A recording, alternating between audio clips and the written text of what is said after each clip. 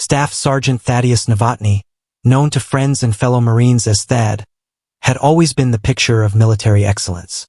At 32, his service record was impeccable, earning him respect both on and off the battlefield. His wife of 6 years, Adrienne Novotny, age 29, worked as a successful real estate agent in the San Diego area, specializing in helping military families find homes near the base. Their love story had begun like many others in the military community. They met at a beachside coffee shop in Oceanside, where Adrienne was studying for her real estate license. Thad, fresh from his second deployment, had been immediately drawn to her confident demeanor and ambitious spirit. Within a year, they were married in a ceremony attended by fellow Marines and their families, all of whom would later recall how perfect they seemed for each other. They appeared to have it all: a beautiful Spanish-style home in a desirable neighborhood, successful careers, and the respect of their community. Photos on Adrienne's social media showed a couple deeply in love, supporting each other through the unique challenges of military life. When Thad received orders for his fourth deployment, this time to Afghanistan, neither seemed particularly concerned. After all, they had weathered separations before. What no one could have predicted was how this deployment would unravel not just their marriage but their entire lives, leading to a spiral of revenge, humiliation, and ultimately murder. The first signs that something was amiss came 3 months into Thad's deployment. During routine video calls with Adrienne, he noticed subtle changes: new clothing, different hairstyles, and a growing tendency to schedule their calls at specific times only. While military spouses often developed new routines during deployments, something about Adrienne's behavior raised red flags in Thad's mind.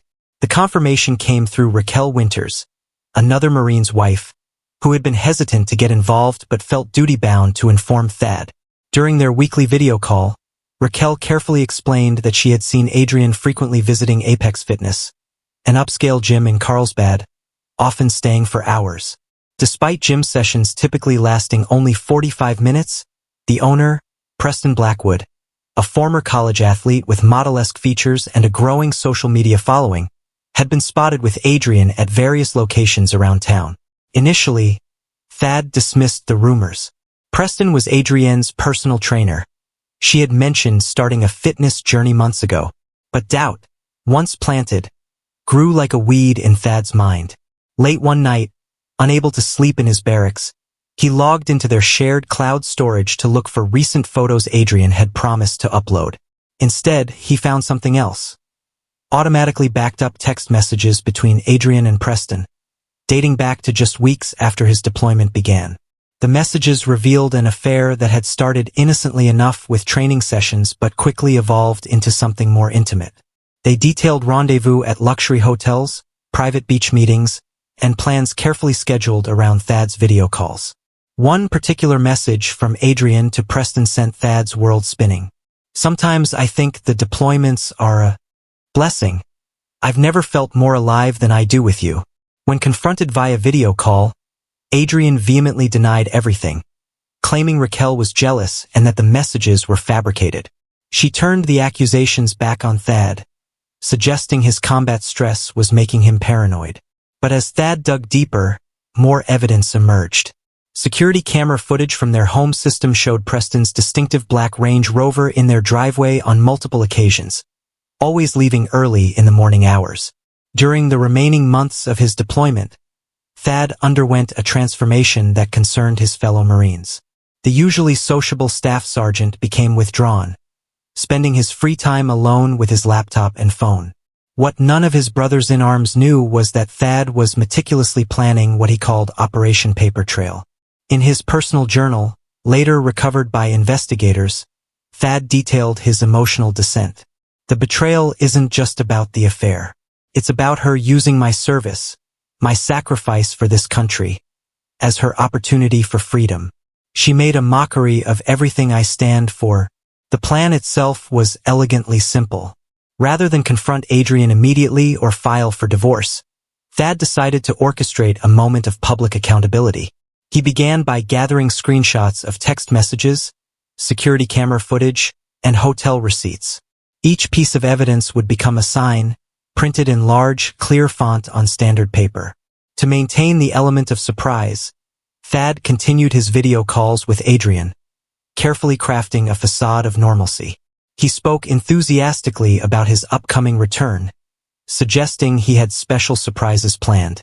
When Adrian mentioned their 6th anniversary approaching shortly after his return, Thad used the opportunity to build anticipation for his planned reveal.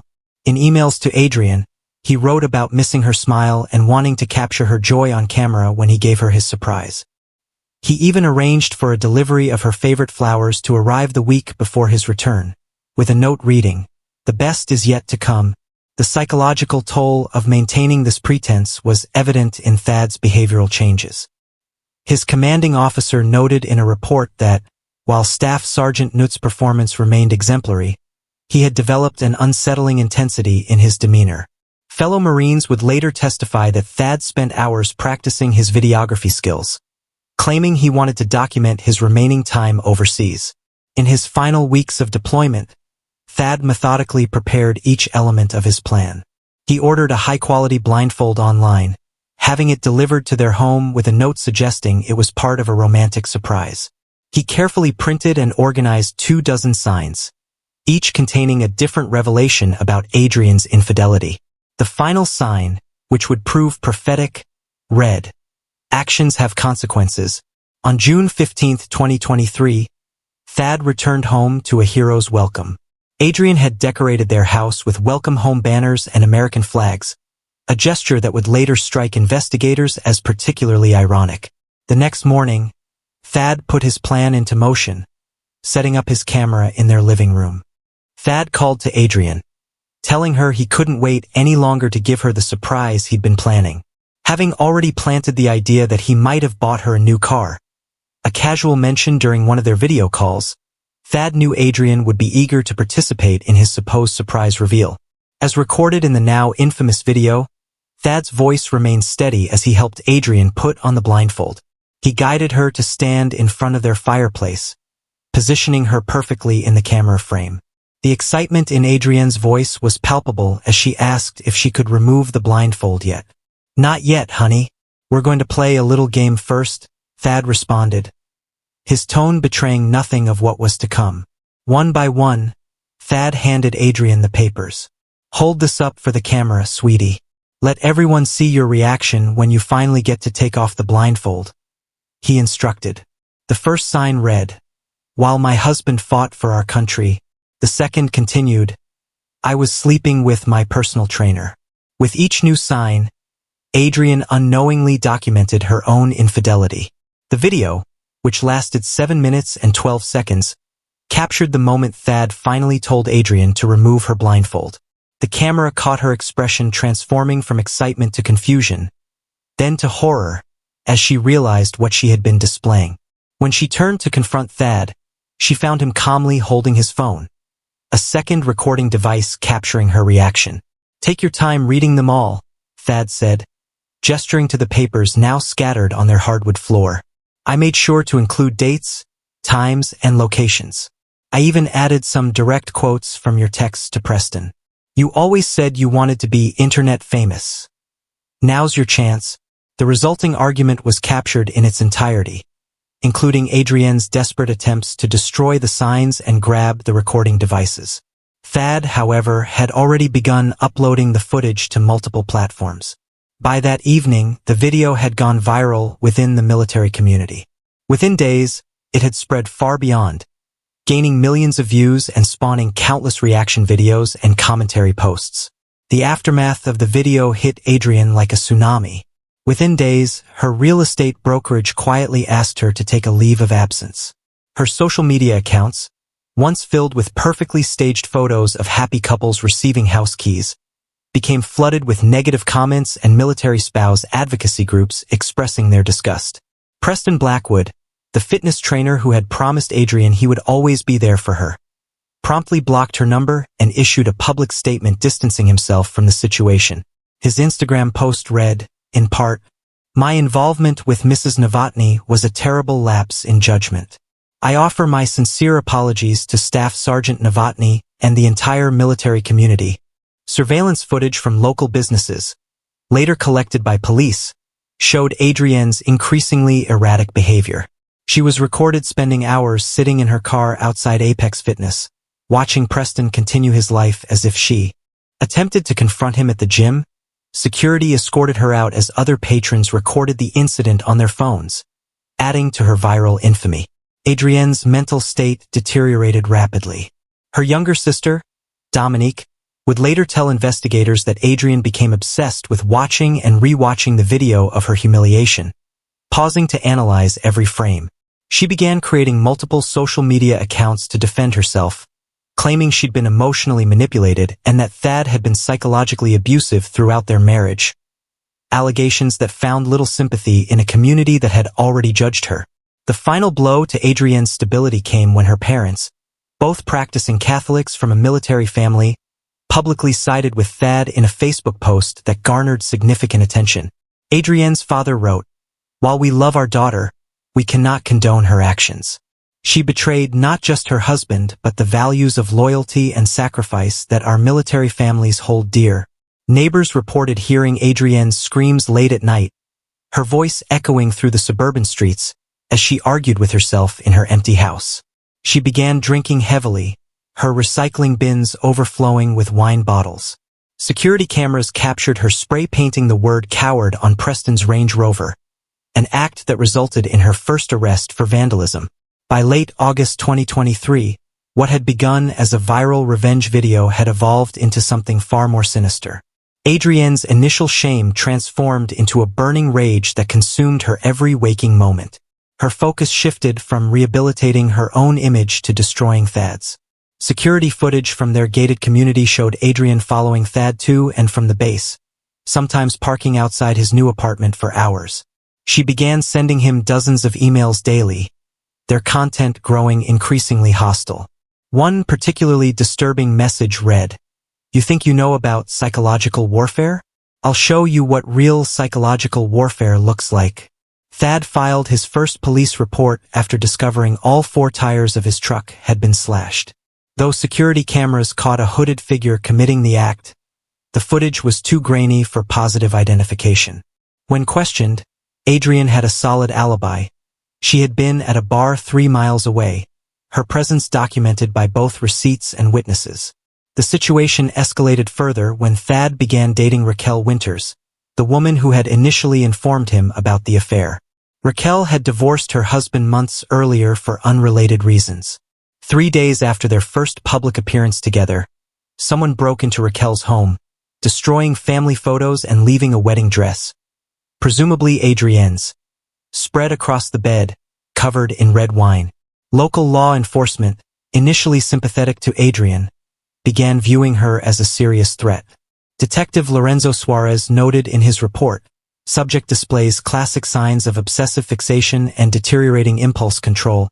Multiple welfare checks revealed concerning behavior, including walls covered with photos and news articles about the case. On September 15th, Thad successfully obtained a restraining order against Adrienne. During the hearing, she appeared eerily calm, speaking in a monotone as she told the judge, "He's already killed me socially. Nothing else he does matters." The judge, concerned by her demeanor, ordered a psychological evaluation. However, Adrienne managed to delay and ultimately avoid the appointment through legal maneuvering. As autumn approached, the community held its breath, sensing that something had to give. Base personnel reported Adrienne attempting to access Camp Pendleton multiple times using her expired military spouse ID card. Each incident ended with her screaming at the gate guards before speeding away. In the week leading up to the fatal confrontation, several critical events pushed Adrienne past her psychological breaking point.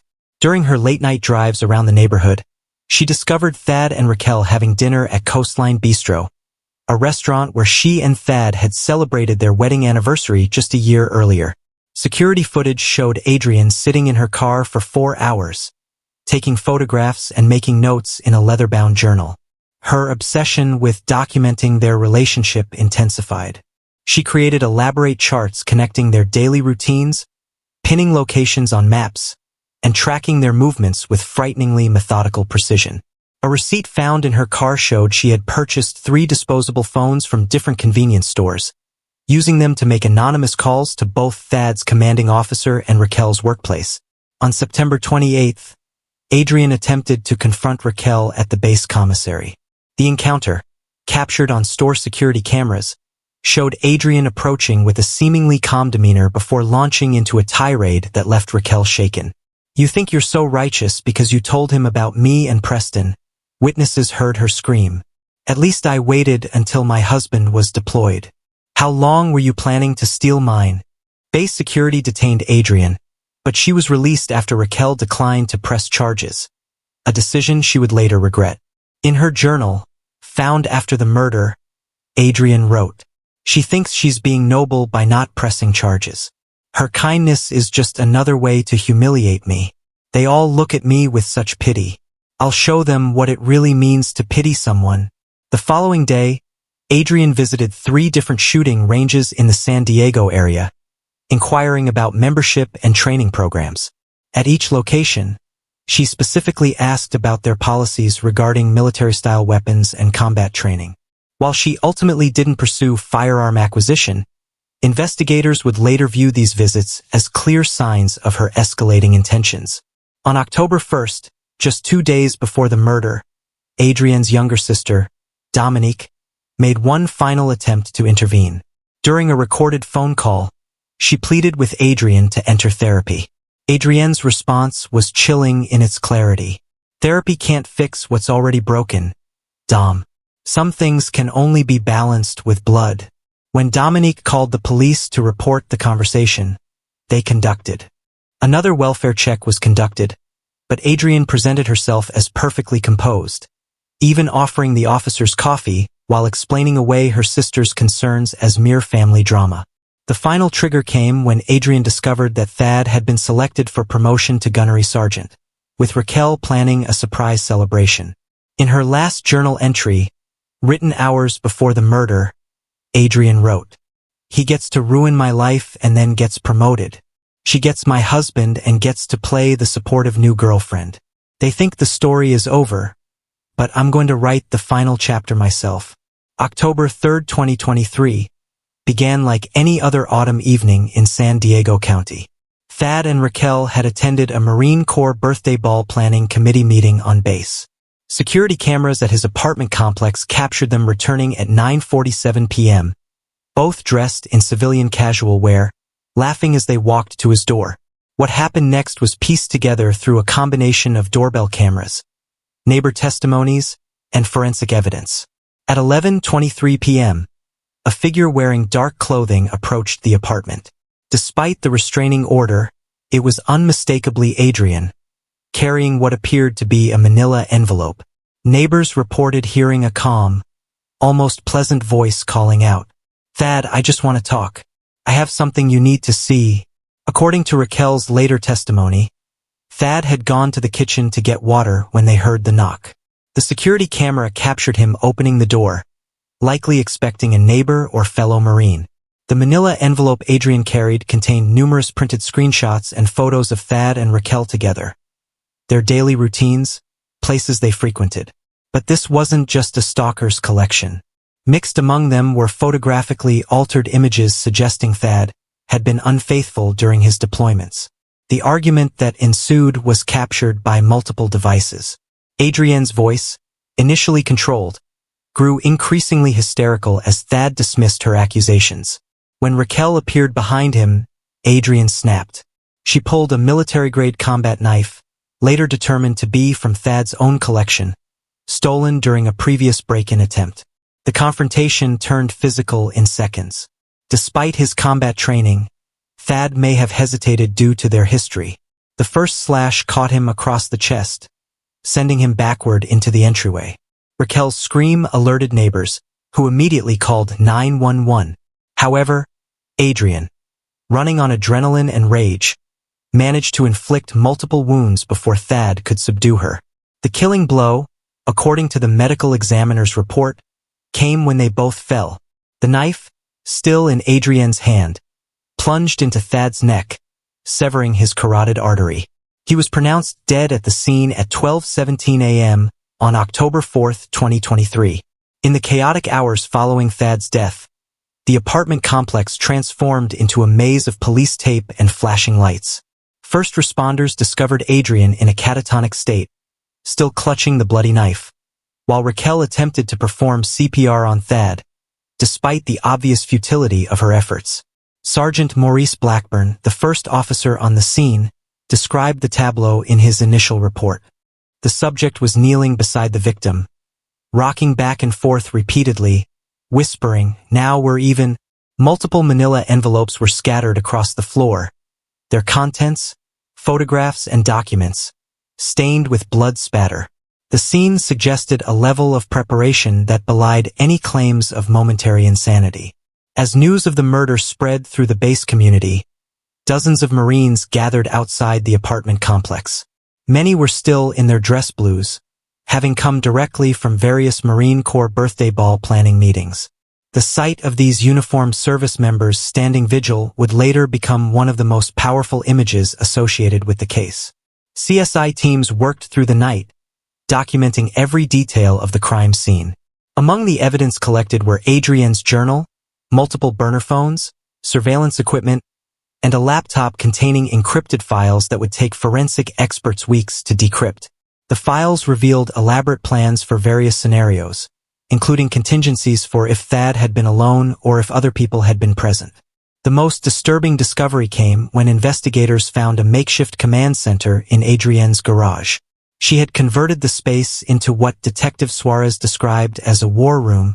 Corkboards covered the walls, featuring hundreds of photographs of Thad and Raquel, their daily routines mapped out in meticulous detail. Strings connected various locations with timestamps and notes about security camera blind spots. A calendar marked the date of the murder with a single red X. Perhaps most chilling was a recording found on one of the burner phones, a practice run of the confrontation made just hours before the actual murder. In it, Adrienne could be heard calmly rehearsing different versions of her planned conversation with Thad, each iteration becoming progressively more menacing. By dawn, news vans had descended on the neighborhood. Local reporters interviewed shocked neighbors, many of whom recalled seeing Adrienne's car parked on their street at odd hours, but had dismissed it as merely the behavior of a woman struggling with divorce. None had imagined the extent of her surveillance or the deadly culmination it would lead to. The investigation that followed revealed the full extent of Adrienne's premeditation. A search of her home uncovered a detailed journal documenting her surveillance of Thad and Raquel, along with various scenarios she had planned for confronting them. Her laptop contained dozens of drafted emails to media outlets, each telling her version of events, scheduled to send automatically the morning after the confrontation. Detective Suarez, leading the investigation, found evidence that Adrienne had taken advanced combat training classes at a civilian facility in Los Angeles, specifically learning knife fighting techniques. Security footage from a sporting goods store showed her purchasing tactical gear and studying military-style combat knives weeks before the incident, though she ultimately used one stolen from Thad's collection. The district attorney's office initially considered pursuing first-degree murder charges, but Adrienne's defense team successfully argued for second-degree murder, citing her documented mental deterioration and the viral humiliation as mitigating factors. Expert witnesses testified about the psychological impact of public shaming in the social media age. The military community around Camp Pendleton was deeply shaken. Base Commander Colonel Augustus Reynolds issued a statement addressing the tragedy. This incident highlights the complex challenges our military families face and the devastating consequences when the trust that bonds our community is broken. The video that had started it all gained renewed attention, with media outlets and psychologists analyzing how a moment of revenge had spiraled into tragedy. Several military spouse support organizations used the case to launch initiatives addressing infidelity and mental health within military marriages. Raquel Winters, who had witnessed the entire incident, required extensive therapy for PTSD. In her victim impact statement, she described how the sight of Thad's military dress blues at his funeral brought back vivid memories of his final moments. He died just as he had lived, trying to protect others, even someone who had betrayed him,